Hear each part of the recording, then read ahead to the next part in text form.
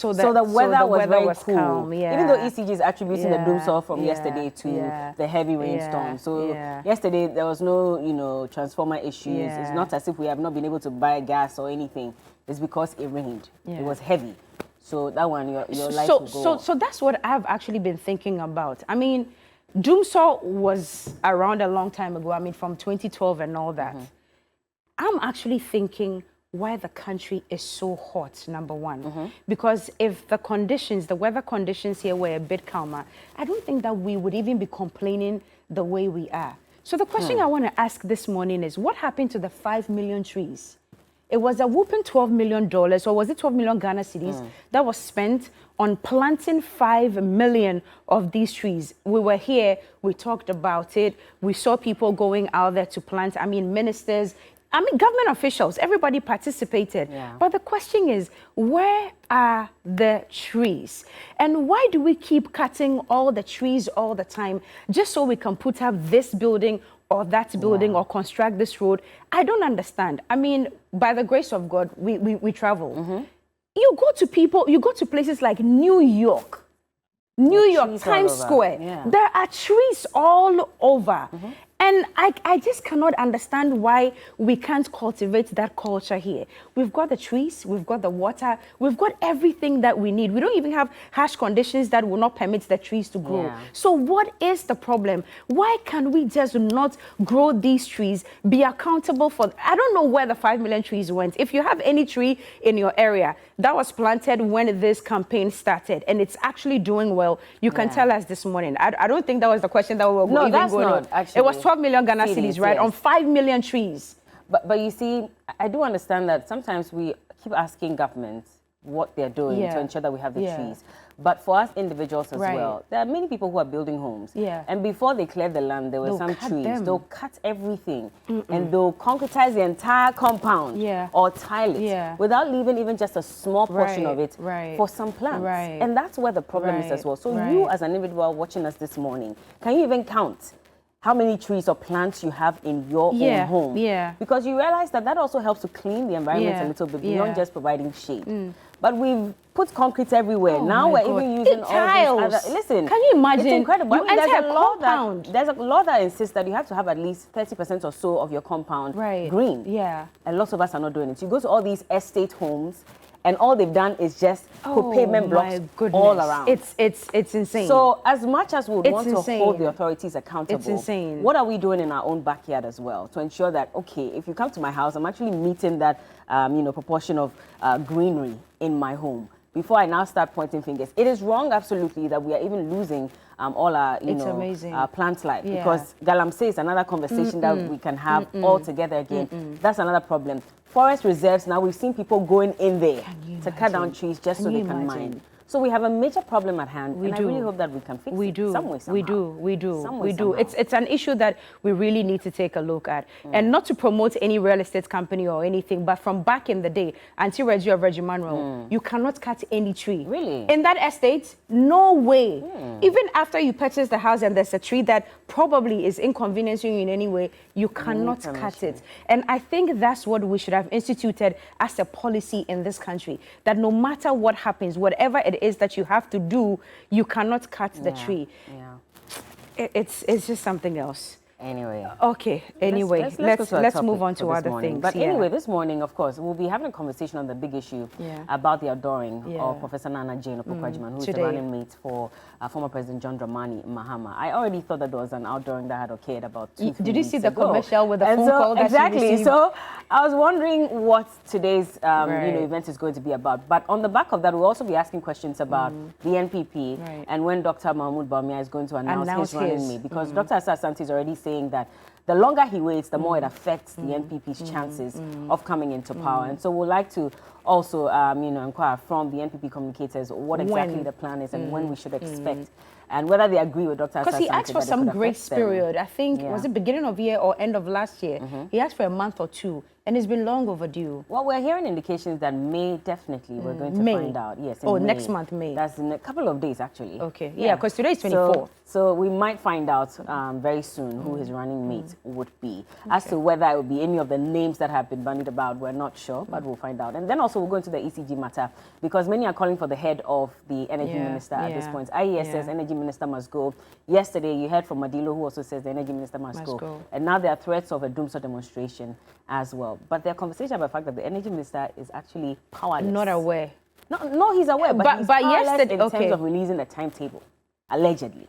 So we'll have to also question that. But yesterday, Senior Minister Osafo Mafo was speaking on Ghana Tonight, and he said he's actually the one who's supposed to demand for it and actually authorize it. Yes. So which one is which this morning? Exactly. But apparently there was another meeting where, after the Energy and Mines Committee in Parliament asked for a timetable, there was another meeting again, and a big man says, yes, they've been ordered not to. So we'll be getting into and the big man wasn't the energy minister. No. Yes, it wasn't the energy minister. So we'll see. Anyway, okay. We'll be looking forward to the big issue this morning. But talking about crisis that we are going through and things that are not going well in this country, let's talk about children and immunization this morning. It's World Immunization Week, and every year between 24th and 30th of April, awareness is created. And according to the Ghana Statistical Service, based on Ghana's Demographic and Health Survey data on children, we are told that children ages between 24 and 35 months who are supposed to be vaccinated actually have not been, and the numbers have declined by 15.1 percentage points between 2014 and 2022. So there's a communique or a press release by the Ghana Statistical Service, which is on your screens, quite lengthy. But producers, do we have time to go through it? Do we have time?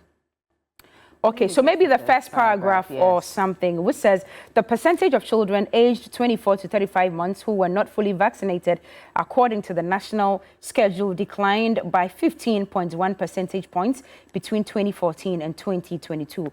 Almost 3 in every 5, 57.6% in this age range had not been fully vaccinated, according to the national schedule in 2022, compared to about 2 in every 5, 42.5% in 2014. Now, I'll just jump onto the second paragraph that says that more than half of children aged 24 to 35 months were not vaccinated, according to the national schedule in 10 out of the 16 regions that we have.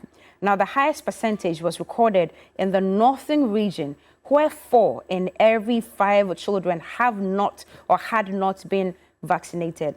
Western and Savannah had the next highest percentage of children in this age range not fully vaccinated. The region with the lowest percentage of children who had not received all age-appropriate vaccines was the Volta region. So that is what the Ghana Statistical Service is providing us this morning. And it's a dire situation. I'm not sure what is accounting for this. I think we should have a personnel from either the Health Service or the Ghana Statistical Service, so we have a conversation on this one. But this is not good news at all. If it's declining, then there must be a reason why it's not. It's declining. But when you further read the release, it's saying that in the urban areas it has improved because, of course, mothers in these areas are educated, so they are aware of what they are supposed to do once they have the children. But it looks like much more of the education must go into the hinterlands, into the places where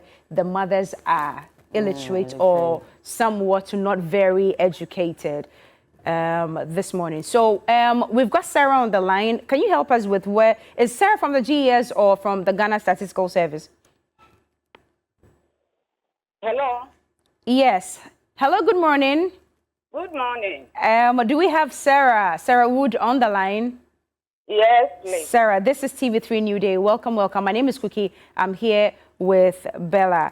First of all, are you aware of this press release that was released by the Ghana Statistical Service, of course, the firm that you represent this morning? Yes. Okay. So we would love to know, what is accounting for this decline? Really, for that particular one, you know, we as researchers doing our research work as part of the Demographic and Health Survey. So when we go to the field, we ask mothers who have children born 3 years before the survey to bring their weighing cards for us to see whether they've been vaccinated. And so, as the records show, This is what we have also presented. But to how the decline came about, it will be difficult for us to pinpoint, because as part of the questions, we did not ask mothers why they did not take their children for the vaccination. We did not ask questions like that. So it will be difficult for us to actually pinpoint why this declined. Okay. But which time period is this survey covering? From which year to which year? Actually, the survey was conducted in 2022. So the report was taken for children who were born 3 years before the study. That's 20 children 0 to 3 years by then. Okay. Yeah. Okay, so this is for 20. This happened in 2022. Yes. Have you been able to do that? So the record that we were taking is in reference to 3 years. Okay. 2020. So children between that age group. Okay. So we don't even know what the stats would be looking like for even the year 2023, last year, right? Yes, because we have not conducted any surveys to that extent. Yeah. Okay. But in running this survey, you said you encountered so many mothers and you were asking questions. Did they give you any reasons for which their children have not been vaccinated? Just that's what I said. As part of the survey, we did not have a question on that. Why? Oh. Yeah, the children, because we requested for the weighing card. We did not just ask the mothers. Okay.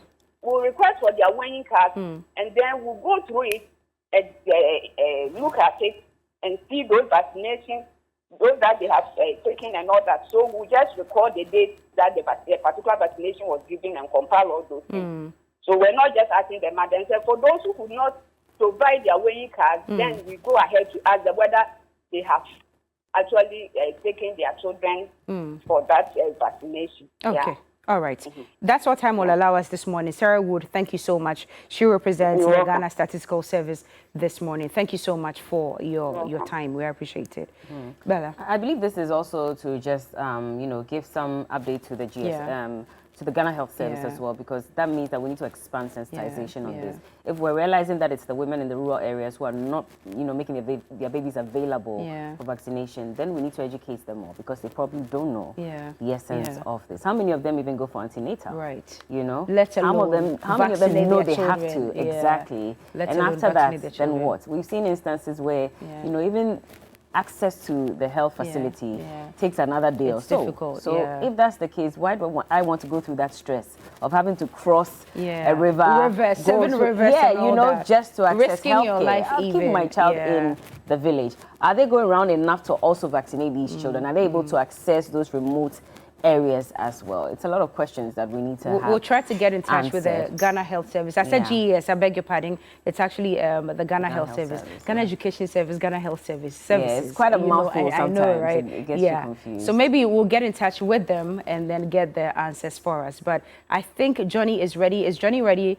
Unfortunately, do we open the phone lines? Can we ask a few mothers out there? Okay, we don't have time. All right. I guess we'll have to just cross over to Johnny's bite.